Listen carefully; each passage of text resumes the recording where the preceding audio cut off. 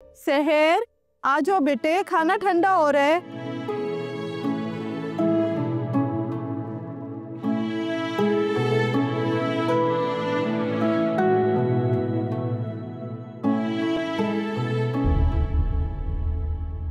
क्या है ये अम्मी? ये बिरयानी है अम्मी? ये सिर्फ चावल है। आप जब भी अपने लिए खाना लाती हैं तो आप चिकन क्यों नहीं लेके आती? अच्छा, अब जो है चुप करके यही खा लो।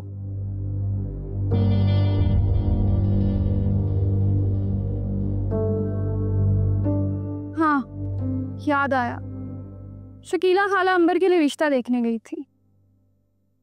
अच्छी बात है। ऐसी बातें हो रही थी तो मुझे याद आया कि जब मैं भी बहुत दूर चली जाऊंगी शादी करके तो आप मिस करेंगी मुझे। ऐसा भी हो सकता है कि तुम्हें दूर जाना ही ना पड़े। क्या मतलब? मतलब ये कि हो सकता है कि तुम्हारी शादी यहीं कहीं आसपास हो जाए, तुम्हें दूर जाना ही ना पड़े।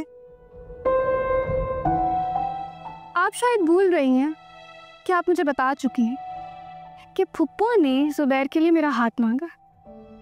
अरे बेटा, वो तो बहुत पहले की बात है, तब तुम्हारे अब्बू जिंदा थे।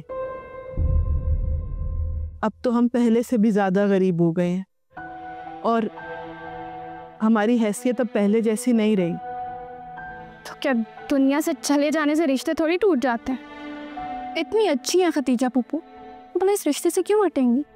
कभी एक फोन करने का ख्याल तो आया नहीं तुम्हारी खतीजा फुप्पो को? बिजी होते हैं वो लोग अम्मी। सहर, तुम अपने दिल को अभी कोई आस मत दो, वक्त बदल चुका है। क्या बात हुई? अच्छा भाई, तालीम तो मुकम्मल हो लेने दो, फिर बात भी कर लूंगी।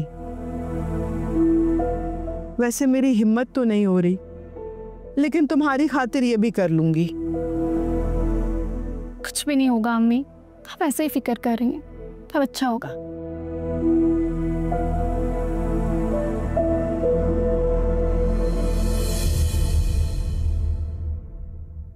रमशा कौर दोस्त कैसे गई है?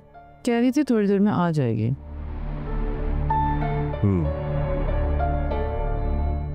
खाना किसने बनाया? राबिया भाभी ने। टेस्टी है और उसकी तरह। अपने लिए वो ले गई थी? जी, पूरा बोल भर कर। कोई बात नहीं, खुद डाल दिया करो। आप फिक्र मत करें, रोजाना सुबह और शाम का खाना वो यहीं से लेकर जाती हैं। अपने घर से वो नाश्ता ही बनाती हैं।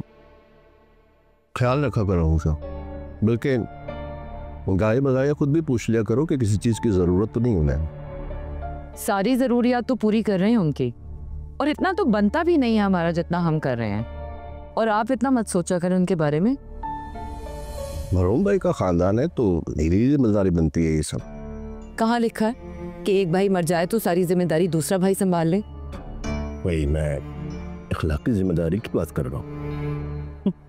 अखलाकी जिम्मेदारी ये क्या कम है कि हम उन्हें इस घर में रहने दे रहे हैं? उनका हिस्सा है, अपने बाप के हिस्से में रह रहे हो। रहने दे सफदर साहब, मुंह मत खुलवाए मेरा। सारी जिंदगी आपके भाई ने खुद बुर्द ही की है, कभी इससे पैसे लिए कभी उससे पैसे लिए। वो तो उसके मरने के बाद आपने पैसे देकर लोगों को ये घर छुड़वाया है, वरना उनके पोषण के साथ हमारा पोषण भी गया था। रजिस्ट्री तो एक ही थी ना, और वो भी पता नहीं किसके पास गिरवी रखी हुई थी। चलो खाना खाओ। और ये ना मुझ पर गिल्ट का बोझ मत डाला करें। मैंने राबिया भाभी को कितनी दफा कहा है कि काम वाली रख लें, लेकिन नहीं, उन्हें तो खुद शौक है सारा दिन घर पर काम करने का। और वैसे भी इस घर में काम करके थोड़ी बहुत वो अपनी इज्जत और मकाम बना लेती हैं। छोड़ो इन बातों को, खाना खाओ। वैसे भी खाना खुश दिली से खाना चाहिए।